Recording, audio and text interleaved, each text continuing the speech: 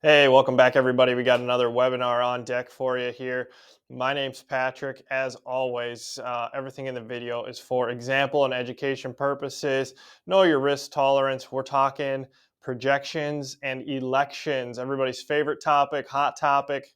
It's going to get a little bit spicy in here, so let's dive in. Really, what we're looking at is election year rallies. Okay, and we went back to 2004, basically 5 years on the harvest month for corn, beans, wheat.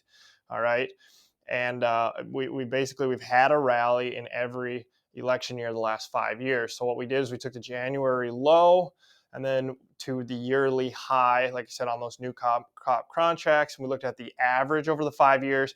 And we also looked at the average when we kicked out 2008 and 12. And the reason why we did that is '08 was after the ethanol mandate came into play, which obviously really helped up with usage. And then 2012 was the drought year. And you'll see that it makes quite a bit of difference. So for December corn, you had that 5 year average rally of about $1.66. So right now, if the January low holds at 471, using that 5 year average, you'd be looking at a projected high around 637 for December 24 corn. Now, when you kick out 2008 and 2012, that rally really dropped significantly to 67 cents, now bringing the projected high somewhere to around 538. And that's kind of in line with what we've been thinking. When you take a look at the minimum rally, that was 41 cents. All of a sudden, you're at 512. We think that's probably a consideration to use when making your marketing plans. That if this market does kind of go up, 30, 40 cents, you should probably be looking at making a sale in here. Now let's go over to the bean side. Here's your 5 year average of 374. If the January low holds of 1185, you'd be looking at a 1559 price. It is no secret that beans can move if they want to. It's the spec playground. That's what we like to call it. Now, if you kick out the 2008 and 2012 years, you get more of a 243 average. So that brings your projected high to 1428. Now, for the bean side of things, the minimum rally is $1.72. So again, you tack that on, you're still looking at 1357, as a potential scenario. Now, we need to take a step back. On the one hand, we do have tight ending stocks in the US, and if you get a hiccup in South America, that could certainly happen.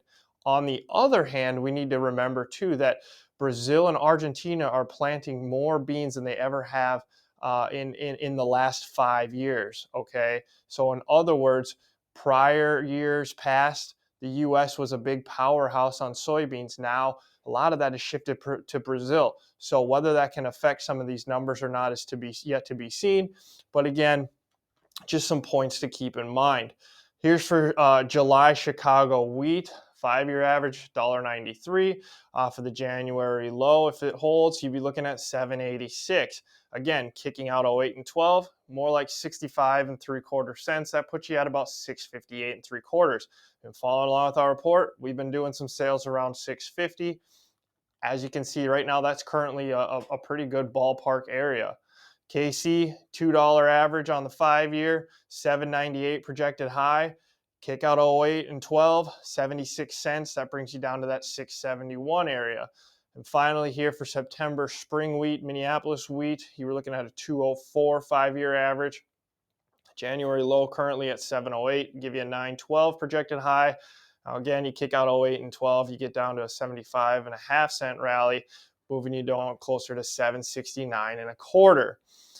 So, wrapping things up, guys, these are just some observations out there. I think as we go forward, obviously everybody's going to be talking about the election year. You're going to see the 5 year average numbers out there quite a bit. But we also wanted to bring to the table what happens when you kick out the two highest years and bring things a little bit back more to baseline. Just so you can set some expectations. Like we mentioned too, like on beans, we got to take into consideration other factors. Okay, production. Again, South America, specifically Brazil, really does the lion's share of beans at this point compared to years past where it was more of the U.S. Where are the ending stocks going to be? And then, of course, any type of black swan events like war.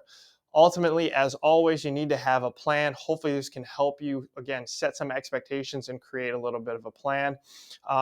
drop us a comment down below. Let us know what you think, where your highs are for the year, what kind of rally we can expect. If you want to let us know who you're voting for, go for it. We really don't care. But anyways, wanted to get this out in front of you. Going to be a lot of talk here on the election. Make sure you hit the thumbs up, the like button. We appreciate that. Subscribe to the channel. Helps us out. Thank you as always for tuning in. If you have any questions, feel free to reach out to us. Have a great week.